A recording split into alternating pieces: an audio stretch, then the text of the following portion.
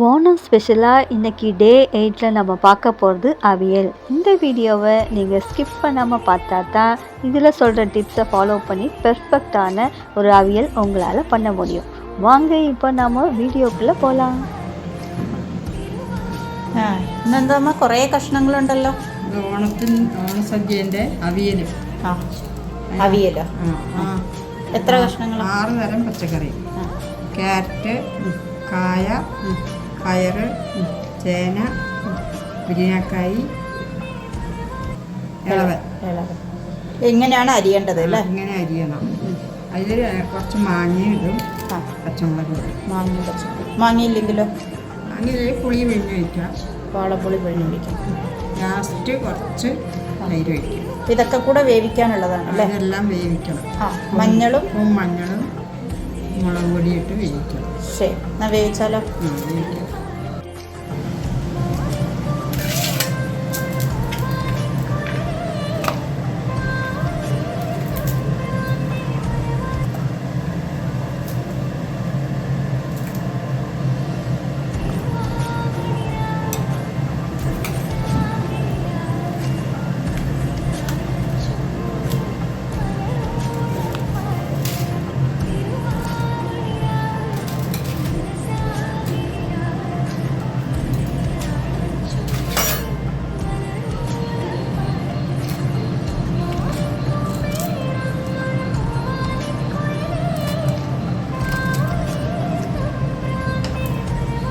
മാങ്ങ കുറച്ച് മതി അല്ലേ അമ്മ?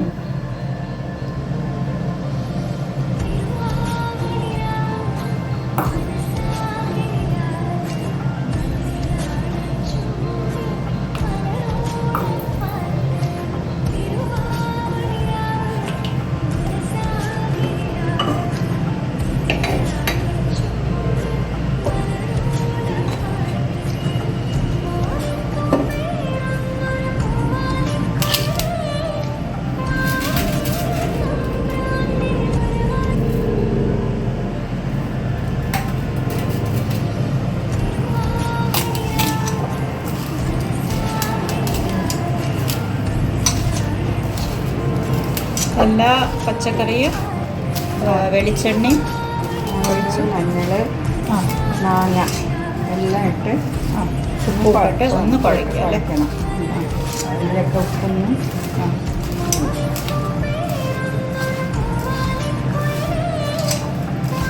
ഇതല്ലാതെ എന്ത് പച്ചക്കറി വേണമെങ്കിലും ഇടാം അല്ലേ അമ്മ? അവിയൽ എന്ന് പറഞ്ഞാൽ എല്ലാ കഷ്ണങ്ങളും ഇടും. പക്ഷേ നമ്മൾ ഇങ്ങനെ ചെയ്യും. പക്ഷെ വെണ്ടയ്ക്കയും ഇടില്ല. ഉരുളക്കിഴങ്ങ് ഇടും, വഴുതനങ്ങ ഇടും, അവരക്ക ഇടും. വെണ്ടയ്ക്കൊന്നും ഇടരുത്. ചേമ്പും ഇടും. ഇനിയിപ്പോൾ ഇതിപ്പോൾ തന്നെ അടുപ്പിലേക്ക് വെക്കാമല്ലോ. കുറച്ച് വെള്ളം ഒഴിച്ച് കഴിക്കാമല്ലോ.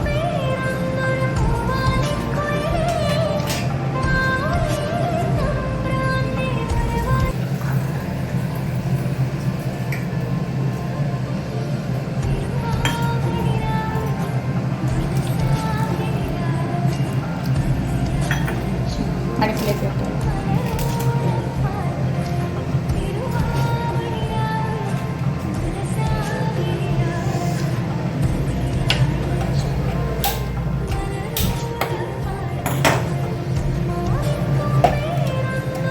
ഇത് വേവണമല്ലേ?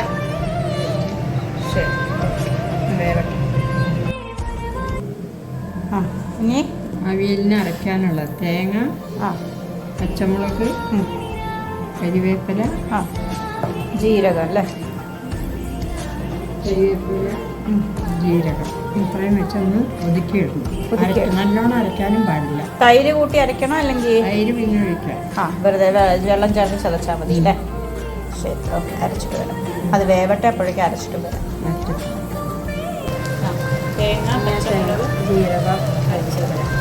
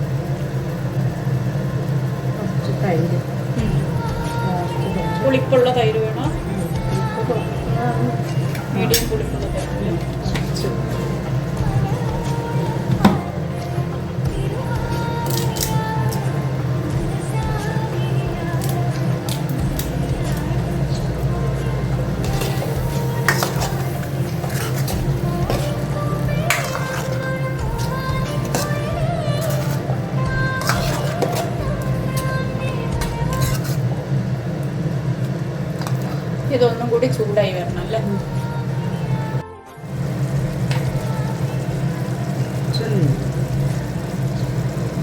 നെയ്യ്, കുറച്ച് വെളിച്ചെണ്ണ അല്ലേ? കഴിഞ്ഞോ? ആ വെള്ളം വറ്റിക്കോളും അല്ലേ? ഇതാണ് അവിയൽ. அவியல் ரெடி. நீங்களும் பண்ணி பார்த்து கமெண்ட்ல சொல்லுங்க.